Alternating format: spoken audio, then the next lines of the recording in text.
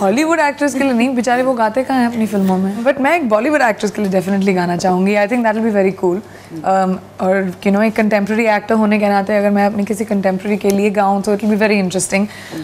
I hope कोई सुन रहा हो। मेरी आवाज़ बहुत डिस्टिंक्टिव है, तो मुझे नहीं लगता कि मैं किसी एक्ट्रेस को, वैसे भी मैं किसी एक्ट्रेस की वजह से फिल्म नहीं करूँगी। I think it will matter कि गाना अच्छा होना चाहिए। नहीं, मैं पार्टीज थ्रो नहीं करती, मैं और ज़्यादा काम करती हूँ।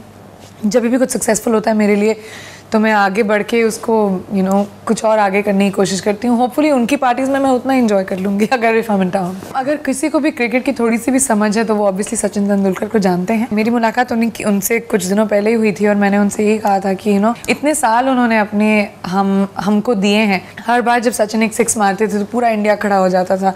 हमें इतने जॉयज़, इतना प्राइड मिला है सचिन सर की वजह से। और आई वुड जस्ट होप कि वो जहाँ पे भी जाएँ अपनी ज़िंदगी खुशी से जिएँ और हम सब की दुआएं लेकर जाएं, क्योंकि ये पूरा देश उनके लिए हमेशा दुआएं करेगा। आई एम वेरी एक्साइटेड कि राम चाहे लीला इतना पसंद आया लोगों को। मेरे लिए बहुत ही इंटरेस्टिंग गाना है वो। उसमें जिस तरह का डांस है, जिस तरह का साउंड है, it's a very interesting song. So Krrish के बाद I guess that is another reason to celebrate for मी।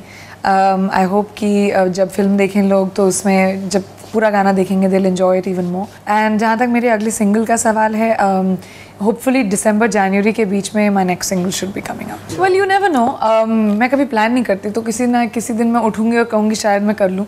तो मेरी प्लानिंग नहीं होती ज़िंदगी में कभी भी। मैंने ये भी नहीं प्लान करके सोचा था कि मैं म्यूज़िक करने वाली हूँ।